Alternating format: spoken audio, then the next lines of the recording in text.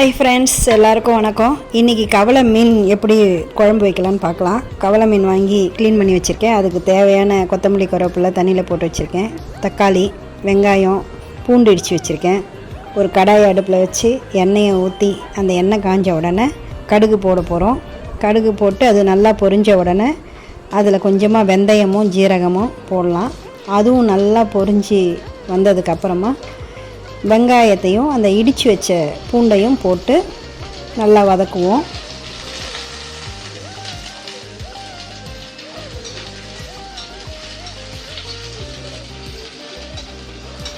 அந்த குழம்புக்கு தேவையான உப்பை நம்ம போடுவோம்.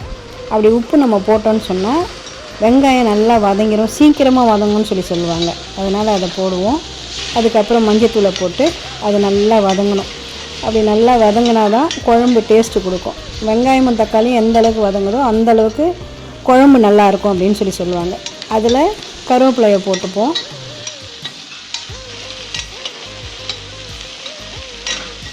தேவையான புளியும் ஊற வச்சுருக்கேன், அந்த அளவு பார்த்துக்கோங்க. இது கொஞ்சமான மீன்றதுனால கொஞ்சமாக அந்த புளியை கரைச்சி வச்சுக்கலாம்.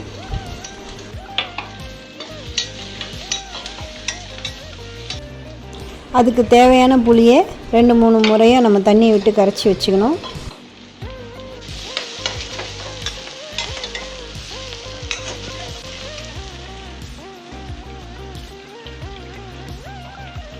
அதுக்கப்புறமா தக்காளியை அந்த வதங்கிய வெங்காயத்தில் போட்டு இன்னும் நல்லா வதக்கணும். தக்காளியும் நல்ல குழம்பு மாதிரி கொலன்னு வதங்கணும். ஒரு 1.5 ஸ்பூன் மிளகாத்தூளை போட்டு நல்லா அந்த மிளகாத்தூள் வாட போகிற அளவுக்கு வதக்கணும். அப்படி வதக்கினதுக்கு அப்புறமா கரைச்சி வச்சுருக்கிற புளியை நம்ம அதில் ஊற்றி நல்லா கிளறணும்.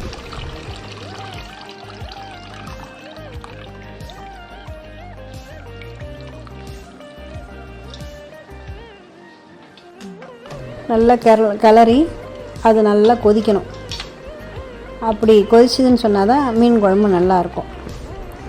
அந்த மிளகாத்தூள் வாசனை போகும், பச்சை புளியோட வாசனை போகும். இதெல்லாம் போனதுக்கப்புறம் மீன் குழம்பு நல்லா கொதி வந்ததுக்கப்புறமா அந்த மீனை தண்ணி இல்லாமல் வடிகட்டி அந்த குழம்புல நம்ம போடணும். கிட்டத்தட்ட பார்த்திங்கன்னு சொன்னால் அதில் ஒரு 19 மீன் இருக்கும். அது வெறும் 50 ரூபாய்க்கு தான் நான் வாங்கினேன்.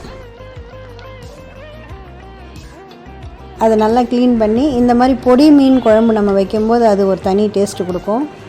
மீனெல்லாம் போட்டுட்டோம், கொஞ்சம் கொத்தமல்லி எல்லாம் தூவிட்டோன்னு சொன்னால் நல்லாயிருக்கும். இப்போ பாருங்கள், மீன் நல்லா வெந்துருச்சு. கொஞ்ச நேரம் தட்டு போட்டு மூடி வச்சுட்டு அதை கொதிக்க விட்டுட்டு நம்ம குழம்பு ஆஃப் பண்ணிடணும். இப்போ சுவையான கவலை மீன் குழம்பு ரெடி ஆயிடுச்சு. வாங்க சாப்பிடலாம்.